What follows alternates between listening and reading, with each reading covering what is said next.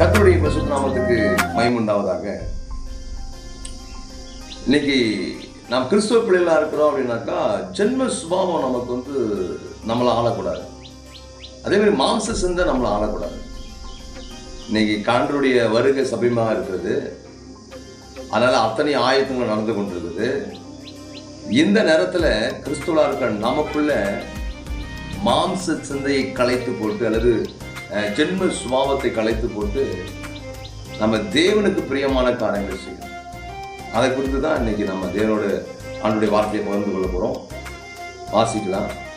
அதே 1 கொரிந்தியர் 2ஆம் அதிகாரத்தில் 14ஆம் வசனம் சொல்றாரு, ஜென்ம சுபாவமான மனுஷனும் தேவனுடைய ஆவிக்குரியவைகளை ஏற்றுக்கொள்ளலாம். இப்போ நிறைய வசனத்தை எல்லாருமே ஏற்றுக்கொள்றது இல்லை. நாம கூட ஒரு காலத்தில் அப்படிதான் இருந்தோம். அப்போ இவங்க ஜென்ம சுபாவமாக இருக்கிறதுனால, ஜென்ம சுபாவமான மனுஷனாக இருக்கிறதுனால தேவனுடைய ஆவிக்குரியவங்களை ஏற்றுக்கொள்ளான். இப்போ தேவனுடைய ஆவிக்குரிய காரியங்களை ஏற்றுக்கொள்ள முடியல, ஏற்றுக்கொள்ள மாற்றோம். அப்போ வேலை சொல்லுது, அவைகள் அவனுக்கு பைத்தியமாய் தோன்றும். அதாவது வேலை சொல்லுது, இப்போ ஒரு மாம்சக்குரிய காரியத்தை குறித்து ஜென்ம சுபாவமான மனுஷனுக்கு ஆவிக்குரிய காரியத்தை குறித்து சொன்னால் என்னடா பைத்தியக்காரமாக பார்க்குறேன். ஏன்னா வேலை வெட்டிக்கு போகாத ஊழியத்துக்கு போனோமா அப்படின்னு பேசும்போது மாம்சத்துக்குரிய காரியத்தை பார்க்கும்போது பைத்தியமாக இருக்குது. ஊழியன்னு சொல்லிட்டு என்ன இப்படி வேலை வெட்டிக்கு போகாமல் அப்போ மாம்சம் அதோடு கூட ஒத்து பார்க்கும்போது அது பைத்தியமாக இருக்குது. அப்போ இதே போல் அநேக விஷயத்தில் ஜபம், ஊழியம், சுவிசேஷம், இப்படியெல்லாம் ஆவிக்குரிய காரியங்களை குறித்து நம்ம மாம்ச சிந்தையோடு இருக்கிற மனுஷனிடத்தில் பேசும்போது நமக்கு ஒரு பட்டம் கொடுக்குறாங்க, அவன் பைத்தியக்காரன்னு சொல்றாங்க. அது அவங்களுக்கு பைத்தியமாக தோன்றும். ஆனால் வேதம் சொல்றது, ஆராய்ந்து நிதானிக்கப்படுகிறவர்களால் அவைகள் அறிய மாட்டான். ஆராய்ந்து நிதானிக்கப்படுகிறவைகள் ஆனதனால் அவைகள் என்ன பண்ண மாட்டான், அறிய மாட்டான். என்ன சொல்லுது? ஆராய்ந்து நிதானிக்கப்படுகிறவைகளானதனால் என்ன பண்ண முடியல, அறிய முடியல. ஆனால் வேறு சொல்லுது, ஆவிக்குரியவன் எல்லாவற்றையும் ஆராய்ந்து நிதானிக்கிறான். இவங்க ஆராய மாட்டாங்க. தேவனை குறித்ததான சிந்தை நமக்கு வேணும். அப்போ ஆண்டவரை பார்க்கும்போது ஒரு எல்லாம் ஒரே மாதிரி எல்லாம் தான் தெய்வம் அப்படின்னு பார்க்கும்போது அவங்க தேவனை அறிந்து கொள்ள முடியாது. தேவனுக்குரிய ஸ்பெஷல், தேவனுக்குரிய குணாதிசயம் இருக்கு. தேவன் எப்படிப்பட்டவராக இருப்பார், அதுக்கு ஜென்ம சுபாவத்துக்குரிய காரியத்தில் தேவனா இப்படி இருப்பார் அப்படின்னு சொல்லிட்டு எல்லாருக்குமே தெரியும். அதை நிதானித்து அறியணும்.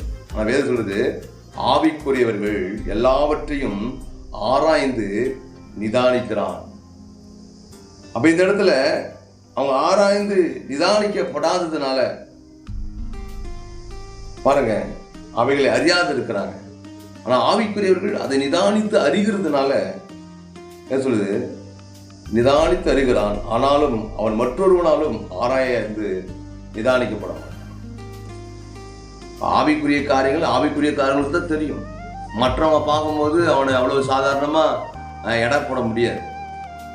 அது ஊழியக்காரர்களை குறித்தோ அல்லது கர்த்தருடைய தீர்க்கதரிசிகளை குறித்தோ கர்த்தருடைய பிள்ளைகளை குறித்து அடுத்தவங்க சாதாரணமா இவங்க இப்படிதான் இருப்பாங்க அப்படின்னு சொல்ல முடியாது. அவங்களால இவங்களை நிதானிக்க முடியாது. எனக்கு கர்த்தர் என்ன சொல்றாரோ அதை அவங்க செய்வான். ஆண்டுடைய வருகை கூட அவர் திருடனை போல அவர் வருவார் என்று சொல்லி அப்படி நாட்கள் யாருக்குமே தெரியாது. அவர் எந்த நேரத்தில் வருவாருன்னே தெரியாது, நம்ம கணிக்கவே முடியாது. ஆனா அறிகுறி சொல்லியிருக்கிறார், இப்படிப்பட்ட காலங்கள் இருக்கும், எச்சரிக்கையா இருங்க, ஜாக்கிரதையா இருங்கன்னு சொல்லியிருக்கிறார். ஆனா அவர் இந்த டைமிங் சொல்ல முடியாது. அதனால வேதம் சொல்றது, முடிவு பரிந்தும் நிலைத்திருப்பவனே ரட்சிக்கப்படுவோம். ரட்சிப்புன்றதே நம்ம முடிவு பரிந்தும் ஆண்டோடு கூட நிலைத்திருக்கிற ஒரு வாழ்க்கையா இருக்கு. ஜெபம் பண்ணலாமா? மகா இரக்கமும் கிருபையும் நிறைந்த சர்வ வல்லமையுள்ள தெய்வமே, நாங்கள் ஆவிக்குரியவர்களாக அனைத்தையும் ஆராய்ந்து நிதானிக்கிறவர்களாக எங்களை மாற்றுங்க.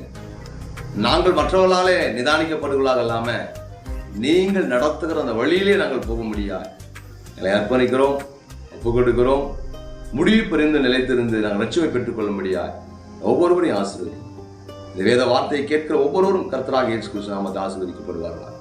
இயேசு கிறிஸ்து பரிசுத்த நாமத்தில் ஜெபிக்கிறோம் நல்ல பிதாவே. ஆமென்.